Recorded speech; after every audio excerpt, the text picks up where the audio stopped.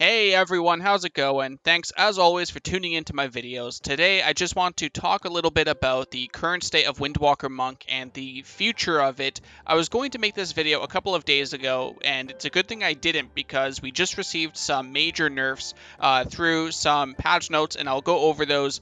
But first I want to talk about the state of Windwalker in regards to Touch of Karma, and then we'll get into the azerite traits, which is a big problem for every class, but more so with Windwalker compared to some other classes, because without a specific trait we're completely trash, and unfortunately that trait got destroyed along with two other top traits that we have to use as Windwalkers as well.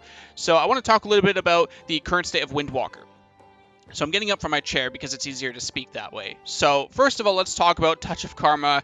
This one is the elephant in the room. I know a lot of Windwalkers are not happy with the current Touch of Karma because we are forced to use Touch of Karma offensively as a damage cooldown instead of defensively when we need to survive.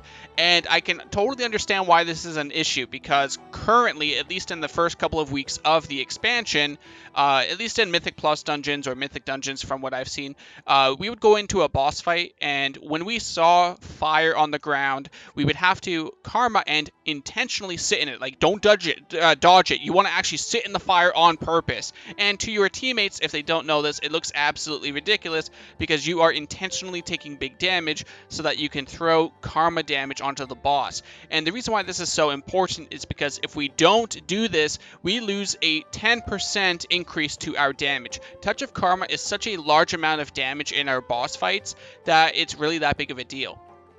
Now, if there are some bosses where they don't have any specific mechanics to where we can do this, it sometimes makes some Windwalkers, I don't do this personally, I just don't think it's worth the 10% increase, but some monks out there will actually taunt the boss to take damage into karma, and this can be a little bit risky, and it's overall just really annoying gameplay. Some tanks have complained, I've heard from other monks' experiences, and it just looks ridiculous. So the whole point here is that because Touch of Karma does not only so much damage, but so much damage to the point where if we don't use it in this way, it costs us a lot of damage, and overall it's just a really bad design. So in my opinion, I think it should be changed. I like the system though. Like, let me just go a bit in a couple seconds here about why I really like Touch of Karma.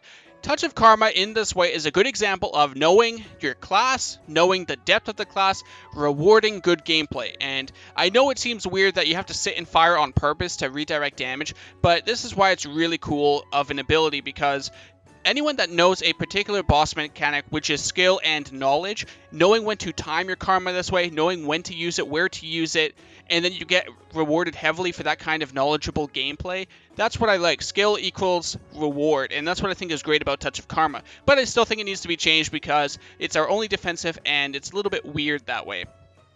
So what I think Blizzard should do, and what I would assume Blizzard would do in the first place, because Eon did mention that they will be changing Touch of Karma, what I would hope that they're going to do is take the good karma trait and make it heal any damage we take. So if you guys remember from Legion, on our artifact weapon, we actually had good karma there. And what good karma did is, instead of giving us 100% redirecting like it did in previous expansions, it actually healed us. So we would actually get 50% absorb, 50% damage redirect, and instead we would get some healing off that. So I think they need to do that with good karma, the talent, make it heal us instead. That will nerf the damage output it does, but keep it as a strong defensive. So I think that's the best way they could go about it, is using that good karma talent and going with that.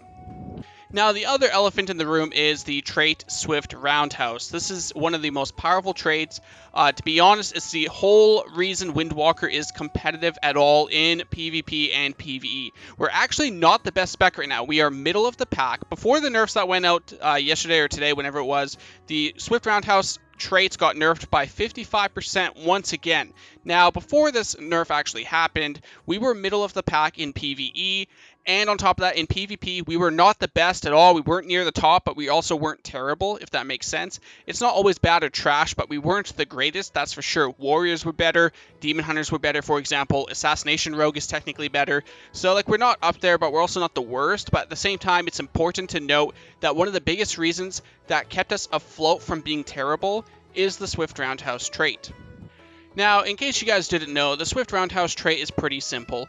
Every time you use Blackout Kick, it increases the damage of your next Rising Sun Kick, and this stacks up to 2 times. So by using Blackout Kick in between Rising Sun Kicks, you would give big Rising Sun Kick damage, which would give you single target burst or sustained single target. So as you guys know, raids, Mythic Plus, PvP, single target is extremely valuable. So if we don't have that single target boost off Swift Roundhouse, we lose a lot of damage. So unfortunately, Blizzard has recently just completely destroyed the trait to the point where it's probably not going to be too valuable. So this is a big issue because they did not compensate for this change.